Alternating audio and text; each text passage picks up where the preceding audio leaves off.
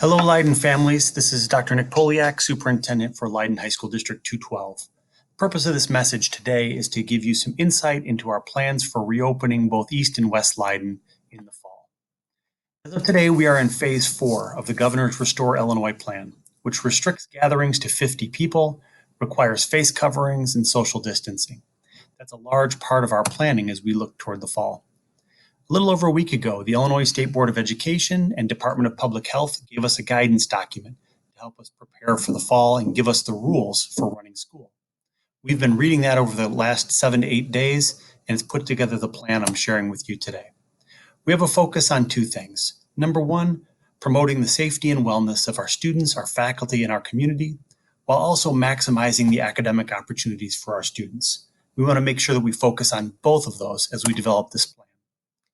The state is encouraging in-person learning to the greatest degree possible, asking us to prioritize students with individualized education plans and English language learners. We're also looking to communicate and get input from you as we go through this process.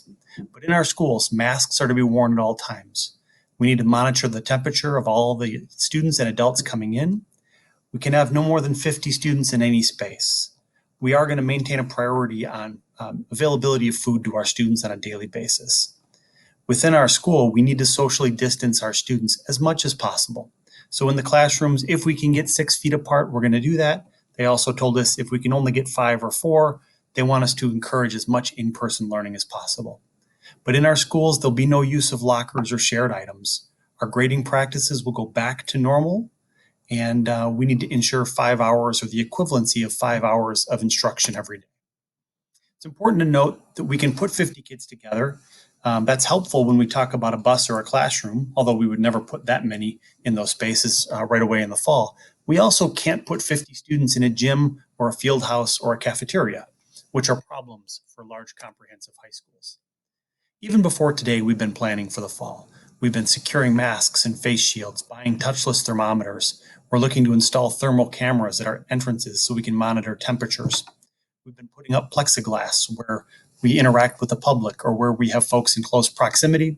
And we've been buying cleaning supplies and hand sanitizer and gloves. We've also been setting up working groups that jumped into action just this week when we got the guidance from the state.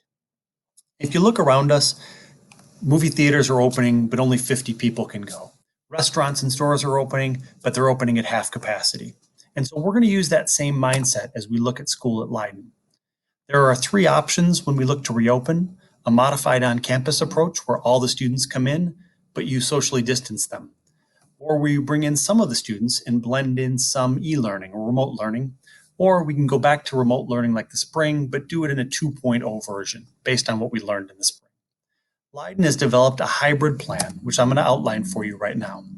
We have a model where we would bring in 25% of students at a time or 50% at a time, and doing that alphabetically. Knowing we need some flexibility for siblings that have different last names, we're going to remove the need to put students in large spaces like cafeterias and gyms and field houses.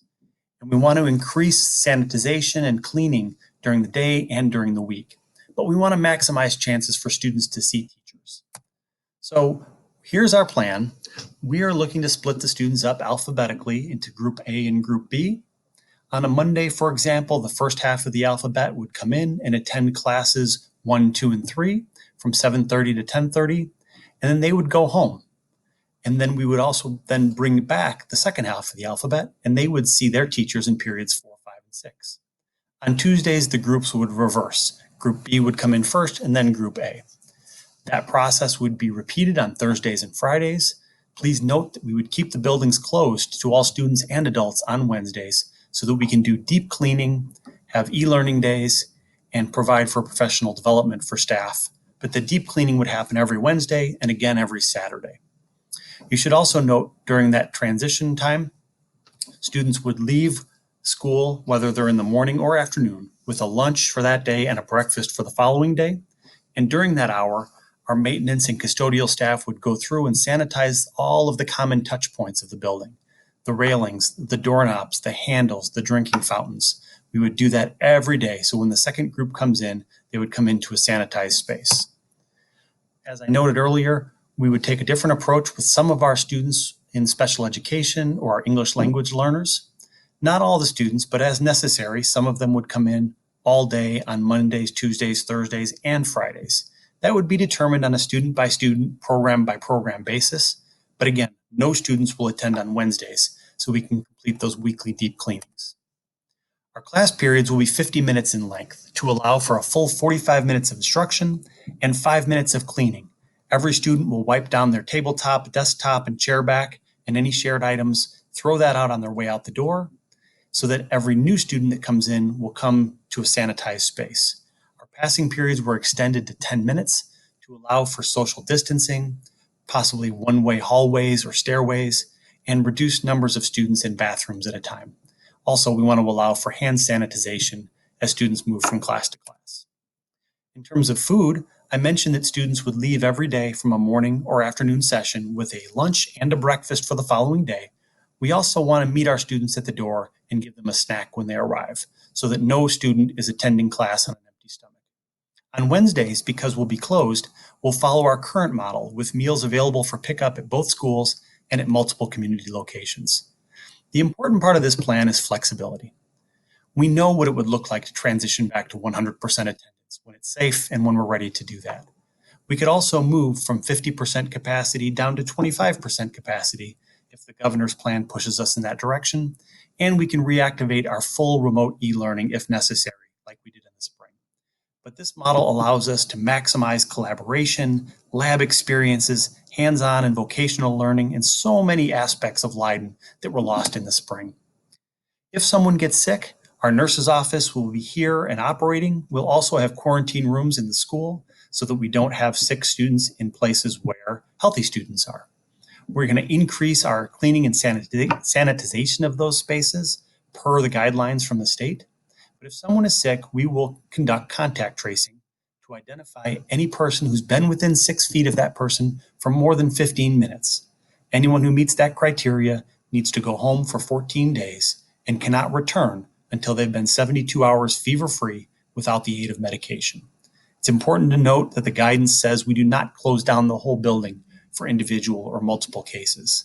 But if it does become necessary, our model does allow us to do that.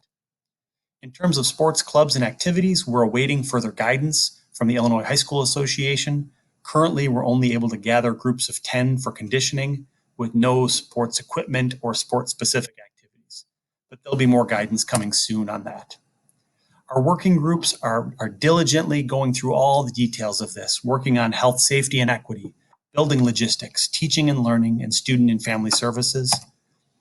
Our next steps, as they work on the planning and logistics, we're also going to be putting out a parent survey to gauge your comfort level with students coming back now that you know the model will be back under.